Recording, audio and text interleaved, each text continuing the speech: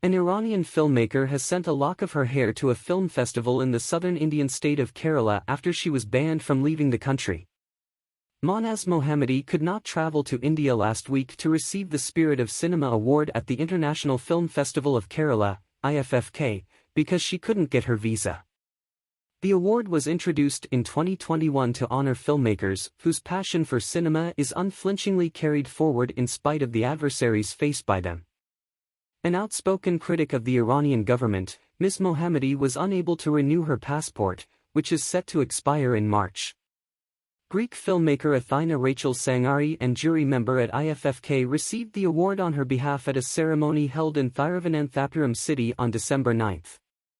Ms. Sangari then held the lock of Ms. Mohammadi's hair as the audience erupted in applause and cheers.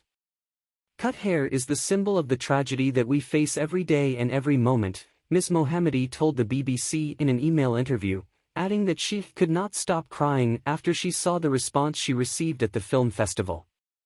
For months, women in Iran have been protesting against the stringent hijab laws, which require all women to wear a headscarf and loose-fitting clothing that disguises their figures in public.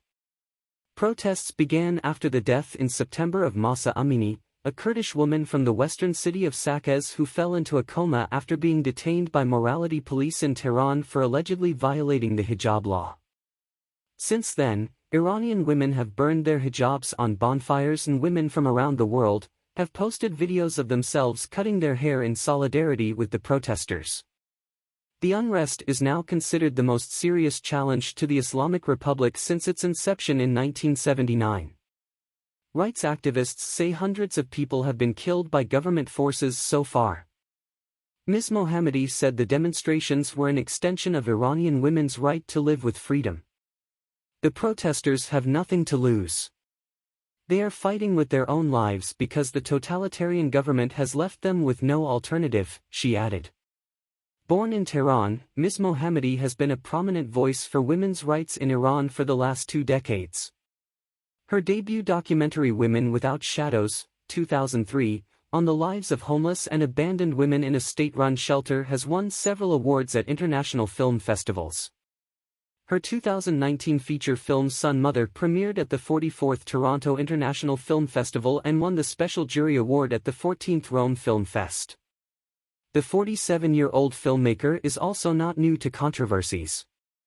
In 2008, the Iranian government imposed a travel ban on her after the release of her documentary travelogue.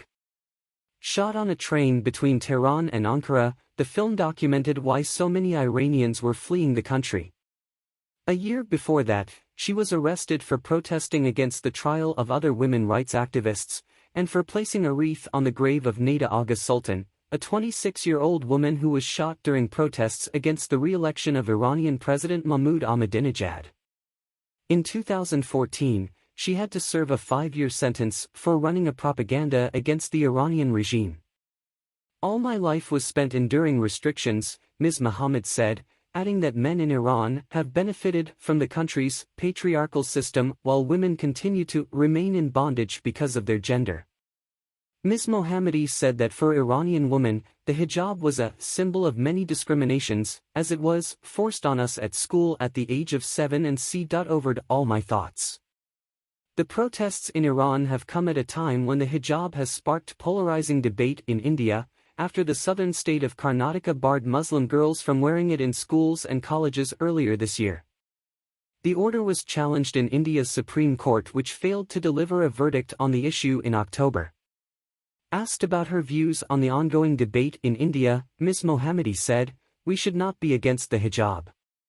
We are for the women to have the right to choose whether to wear the hijab.